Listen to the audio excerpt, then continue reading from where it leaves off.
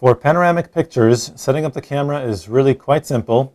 It's pretty much no different than setting it up for that scene without the panoramic picture.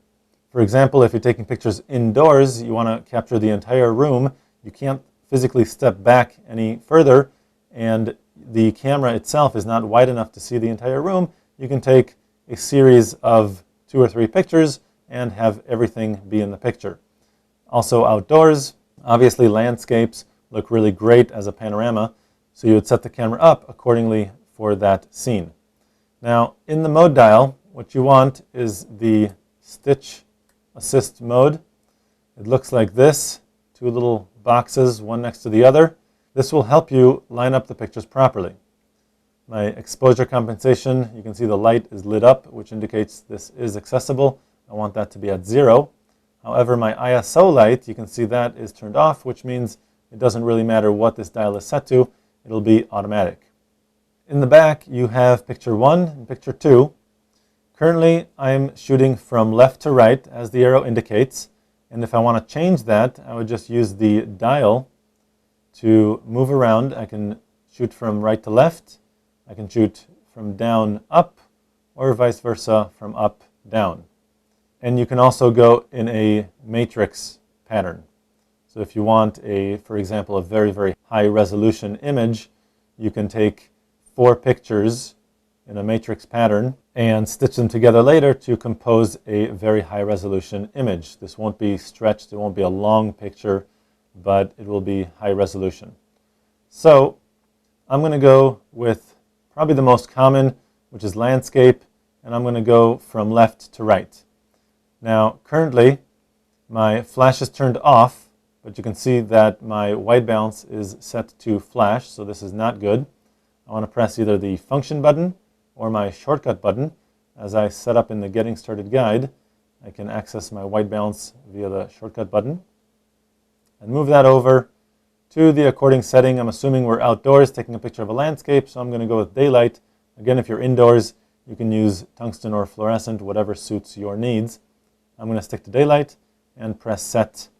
My flash is turned off. This is great. My ISO is turned to auto. I have no option in this. That's pretty much it. I'll show you how this is done. Here's picture 1. I'll go ahead and press the shutter button halfway. Locked focus on my target. Press the shutter button the rest of the way to take the picture. Now that picture is kept here, and I can move the camera over to align these pictures properly so that I know the computer will have an easier time stitching them together. Now you don't have to be absolutely precise with this aligning. I don't have to go all the way over. I can keep this right here as long as the vertical alignment is properly set. I don't necessarily have to overlap the way they want me to. I can go ahead and press the shutter button halfway again, take this picture, and then continue with the next picture. Picture number 2 is placed over here. I can move the camera over even more and continue taking my pictures. Now I've done this many, many times. You don't really need to use a tripod. It's okay. If I feel like picture number 2 wasn't taken as best I could, if I didn't line it up right, or if I got bumped, or for any reason I want to take it over again, as you can see down here with this little arrow, I can press the left navigation button and move back 1 picture to retake picture number 2. Now I have picture number 1, and I can retake picture number 2. I can only go back 1.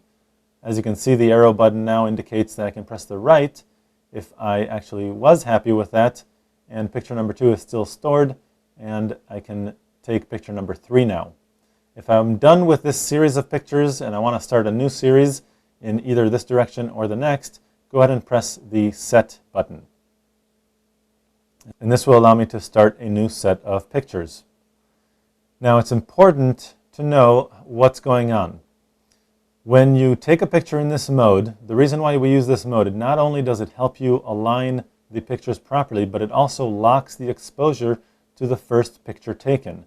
So if you're thinking about taking a very, very long panoramic picture, and in one of the pictures the sun is right at the image, you don't want to start with the first picture being on the sun or the first picture being as far away from the sun as possible. You want to start your first picture to be somewhere in the middle. Now, this is basically just to calibrate the camera for that exposure. So what you would do is just press the shutter button halfway, take the picture somewhere in between the darkest and the brightest image. Take that picture. Now, completely disregard this image. You don't need to align the next picture, picture number 2, with the first picture. We only used picture number 1 in order to lock our exposure halfway between the dark and the bright parts of the complete panorama. Now go ahead and start your panoramic stitch with picture number 2. Press the shutter button halfway, take the picture. Picture number 2 will be placed over here, and you can continue with picture number 3 and so on.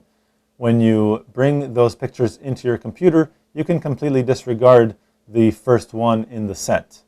When you take pictures using this mode, the picture name is named a little bit differently. So you won't see a file name with IMG. Instead, you will see a file name with STA, STB, STC, STD, and so on. And all those are part of the same stitch series. So go ahead and bring those into your photo stitch application, either Photoshop or the photo stitch that came with the camera, and stitch those together. It should work out just fine. To find out much more about digital photography and your digital camera, go to lbguides.com.